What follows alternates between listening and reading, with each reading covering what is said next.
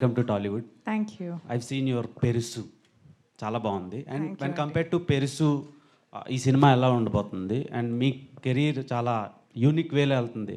మొన్న చూస్తే Tom cruise గారు ఫిలిం, నేను మీ రీల్లే ఎక్కువసార్లు చూసాను ఆయన ఫిలిం కంటే.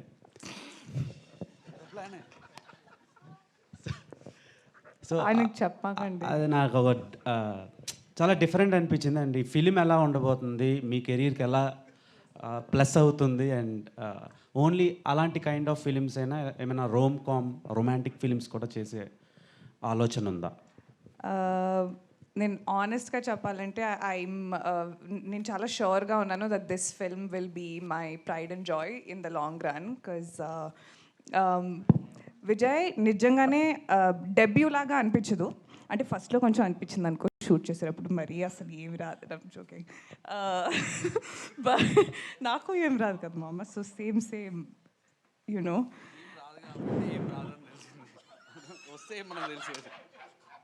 నేను చేసిన దానికంతా నువ్వు క్రెడిట్ తీసేసుకున్నావు కదా. ఇప్పుడు నేను బాగా చేయకపోయినా నువ్వు చేయించావు అనుకుంటారు. సో అక్కడ కమిట్ అయిపోయావు నువ్వు. I just felt like the story fit in with నా సెన్స్ ఆఫ్ హ్యూమర్ అండి. తింగర్ అని చెప్పారు కదా, కొంచెం మొత్తం స్టోరీ కూడా తింగరగా ఉంటుంది. And the cost also was fantastic. And నాకు ఒక మంచి లెర్నింగ్ ఆపర్చునిటీ లాగా అనిపించింది. అండ్ తీసుకున్నారు కాబట్టి చేస్తున్నానండి. మీరు ప్రమోషన్కి వెళ్ళారు కదా, మిషన్ ఇంపాసిబుల్ టామ్ క్రూజ్, ఇక్కడికి ఏమైనా తెచ్చే ఛాన్సులు ఉన్నాయా మీ సినిమాకి? ఎవరు? టామ్ క్రూజ్ అండి. అంటే నిన్నే ఫోన్ చేశాను టామ్కి, కొంచెం బిజీగా ఉన్న తర్వాత ఫేస్ టైం చేస్తా అని చెప్పాడు. ఓకే టామ్ అని. భయ్యా నీకు నాకు కాదు, టామ్ భయ్యా. సో నో అండి. I you seriously asking me? I hope yeah okay. Okay. And Priyadarshi గారితో, రాగ్ మయూర్ గారితో అండ్ ప్రసాద్ బెహారా గారితో వర్కింగ్ ఎక్స్పీరియన్స్ ఎలా ఉంది? వాళ్ళు స్టార్స్ ఇక్కడ. I'm a huge Darshi fan. I think he's a fantastic actor అని చెప్పమని చెప్పాడు. సో అందుకనే ఫస్ట్ డే ఫినిష్ చేస్తున్నాను. But no, he's truly an incredible actor. Rag, Vishnu, Prasad on camera ఏం చూస్తారో ఆఫ్ కెమెరా ఎగ్జాక్ట్లీ సేమ్ ఉంటారు. బట్ మేబీ ఇంకా 10 రెట్లు ఎక్స్ట్రా తిక్క. So I really enjoy working with them. And for a long time ఇది నా favourite cost and క్రూగా ఉంటుంది అని నేను అనుకుంటున్నాను. డైరెక్టర్ గారు, సో అనుదీప్ మీరు కలిసి ఉన్నాను అన్నారు, కలిసి డిస్కస్ చేశాను. మీ పైన ఆయన ప్రభావం ఎంత ఉంది, సినిమాలో ఆయన ఇన్వాల్వ్మెంట్ ఎంత ఉంది? ఆల్వేస్ అనుదీప్ ఒక వెల్ విషర్ అండి. సీన్ బాగున్నా కూడా నాకు ఒకసారి పంపి నేను చూస్తూ ఉంటాడు. మామ మంచిగా ఉంది అన్నా కూడా ఒప్పుకోడు, అంత వెల్ విషర్. సో స్క్రిప్టింగ్ అంతా నేనే కంప్లీట్ చేసుకున్నా కూడా ఒక బ్యాక్ బోన్లాగా ఆల్వేస్ సపోర్టింగ్గా ఉంటుండే యాజ్ ఎ ఫ్రెండ్గా. సో తనే కాకుండా ఉన్న అందరు ఫ్రెండ్స్ అందరూ కూడా హెల్ప్ చేస్తుంది. ఆయన ప్రభావం స్క్రిప్ట్లో మీద అలా ప్రభావం ఏం లేదండి, ప్రభావం ఏం లేదు నా మీద. అంది అంటే ఆ జోక్ తను రాసే ఏవైతే ఉన్నాయో అది రీచ్ అవ్వాలన్న దాంట్లో ఉంటుంది. ఆ లెవెల్లో రాయాలనే ఒక ఇన్స్పిరేషన్ అయితే ఖచ్చితంగా ఉంటుంది. సో అలాంటి ప్రభావం ఉంది ఖచ్చితంగా. కనిపిస్తాడా అనుదీప్? బై గాడ్ గ్రేస్ అండి, ఇంకా తీయలేదు. Vijay sir hi sir. Hi. నిజంగా ఒక కథ నిర్మాతకి చెప్పినప్పుడు నిజంగా ఇంటెన్షన్ ఉంటుంది, కొంత సీనియర్ ఉంటుంది. అయితే 10 నిమిషాలకే నువ్వు పారిపోయిన తర్వాత మళ్ళీ ఎలా వచ్చావు? అంటే సార్ లోపలికి వెళ్ళేసరికి గాడ్ ఫాదర్లా కూర్చున్నారండి. ఆ పెద్ద హాల్, అక్కడ కూర్చున్నారు. ఫస్ట్ టైం అరవింద్ గారిని చూస్తున్నాను నేను. అప్పటికే ప్యానిక్ అయిపోయినా. అంతకుముందు కొంచెం యాంగ్జైటీ ప్రాబ్లమ్స్ కూడా ఉంటుండే. సో కొంచెం ఇబ్బంది అనిపించింది. సో సార్ చెప్పి మళ్ళీ తర్వాత నేను వచ్చి మళ్ళీ నేరేట్ చేస్తా అని చెప్పేసి అన్నా. సో ఆ తర్వాత వాసు గారికి చెప్పడం జరిగింది. చెప్పిన తర్వాత వాసు గారు అరవింద్ గారికి చెప్పడం జరిగింది. ఓకే గో హెడ్ అని చెప్పేసి చెప్పడం అన్న. ఆ తర్వాత నుంచి స్టార్ట్ చేశాను అనమాట. ఒక బ్యానర్తో ఓ దర్శకుడు ఎన్నో బాధలు పడి కష్టాలు పడి చెప్పుకుని ఒకళ్ళనే ఒప్పించడం చాలా కష్టం. అట్లాంటిది 4 బ్యానర్లు, పైగా బన్నీ వాసు ఫస్ట్ టైము బయటకు వచ్చి అంటే చేస్తున్న సినిమా ఇది సపరేట్గా.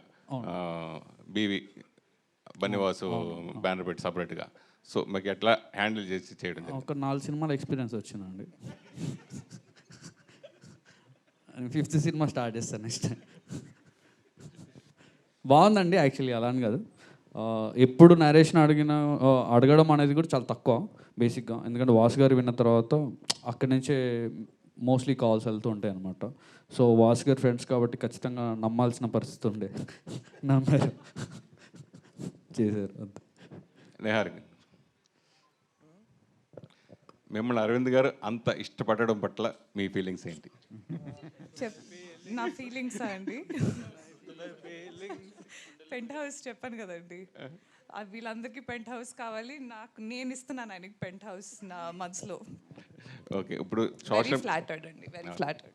ఇప్పుడు సోషల్ మీడియా బాగా విపరీతంగా ఇదైంది, ప్లస్ దాంట్లో ఇప్పుడు మీరు టాపర్గా కూడా ఉన్నారు కాబట్టి ఇప్పుడు వచ్చే సోషల్ మీడియా న్యూస్ల గురించి మీరు ఏం చెప్తారు? దేని గురించి? సోషల్ మీడియాలో వచ్చేదాన్ని మీరు మామూలుగా ఇన్స్టాలో బాగా ఫేమస్ కదా, సోషల్ మీడియాలో వచ్చే న్యూస్ల గురించి మీరు ఏం చెప్తారు అన్న? న్యూస్ ఓ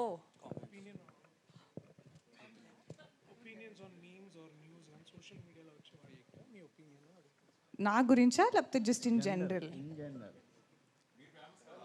ఏం ఒపీనియన్స్ ఉంటాయండి, అంటే ఇష్టం వచ్చింది రాసుకుంటారు, చేసుకుంటారు, తప్పదు, it's part of the job. So అంతేమీ ఒపీనియన్స్ లేవు నాకు, అసలు ఆలోచించను. నా గురించి ఏమైనా అంటే అప్పుడు కొంచెం ఫీల్ అయ్యి కొంచెం అలాంటివి జరుగుతాయి, కానీ మీరు దేని గురించి స్పెసిఫిక్గా అడుగుతున్నారో నాకు తెలియట్లేదు. సో నేను కూడా రౌండ్ తిరిగి ఆన్సర్ ఇస్తున్నాను. సో నిహారిక, లైక్ అంటే మీరు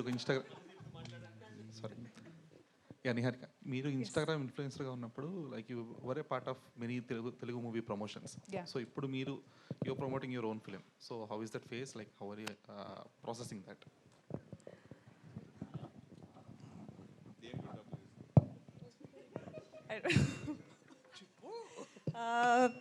వెరీ ఫుల్ సర్కిల్ మూమెంట్ అండి. చిన్నప్పటి నుంచి సినిమాలు చూసినప్పుడు, ఒక థియేటర్లో కూర్చొని చూసినప్పుడు ఐ ఫీల్ లైక్ నేను చూసిన heroines are the lead actresses never look like me.